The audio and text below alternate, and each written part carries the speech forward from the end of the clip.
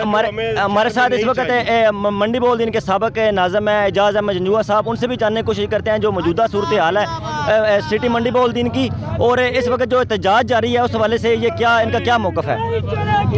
یہ میں سمجھتا ہوں کہ منڈی بولدین کے عوام کا یہ مطالبہ اعلیٰ حکام تک پہنچانے کے لیے ہم نے ایک ایفرٹ کی کہ شہر کو شٹر ڈاؤن ہڑتال کیا جائے کہ منڈی بولدین میں ٹی ایچ کیو یا سٹی ہسپتال کا قیام عمل میں لایا جائے، لیکن مقامی انتظامیہ نے آج ہمارے اناؤنسمنٹ کرنے والے رکشے کو پکڑ کے اور ہمارے تمام جو ذمہ داران تھے انہوں نے کال کی ایس ایچ او سٹی کو سے بات کی، لیکن انہوں نے انتہائی بدتمیزی کا مظاہرہ کیا۔ میں یہ سمجھتا ہوں کہ یہ شہر کے عوام کے ساتھ زیادتی کی جا رہی ہے، عوامی حقوق پر ڈاکہ ڈالا جا رہا ہے۔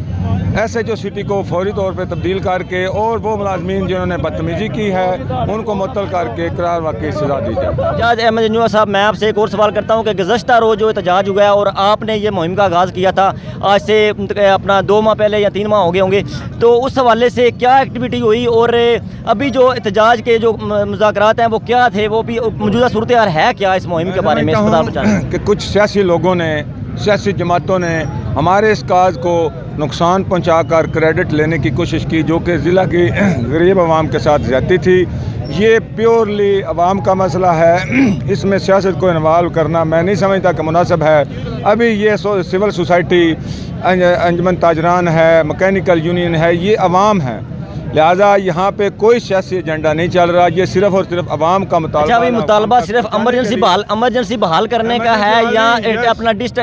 تحصیل ہیڈ کوارٹر کا بھی ہے؟ سٹی ہسپتال یا تحصیل ہیڈ کوارٹر ہسپتال کی منظوری دی جائے، ٹی ایچ کیو ہسپتال یا سٹی ہسپتال، کیونکہ جب تک یہاں پہ سرکاری طور پہ ہسپتال نہیں ہوگا ایمرجنسی کی تو اہمیت کوئی۔ میرا یہاں پہ ایک اور سوال ہے کہ آپ نے حال ہی میں بھی جو اپنا وہ پرانا ایک پروجیکٹ تھا، اپنا جو مرالا روڈ پہ ہسپتال بنا ہے، ڈی ایچ کیو ہسپتال جو نیا بنا ہے وہ بھی ابھی بن رہا ہے، اور اس کے علاوہ جو بھی آپ کیا سمجھتا ہے کہ فنڈ اور ان سارے معاملات حل ہو سکیں گے، اتنی جلدی حل ہو سکیں گے؟ احتجاج بھی اس میں حکومت کو سوائے ایک لیٹر جاری کرنے کے کوئی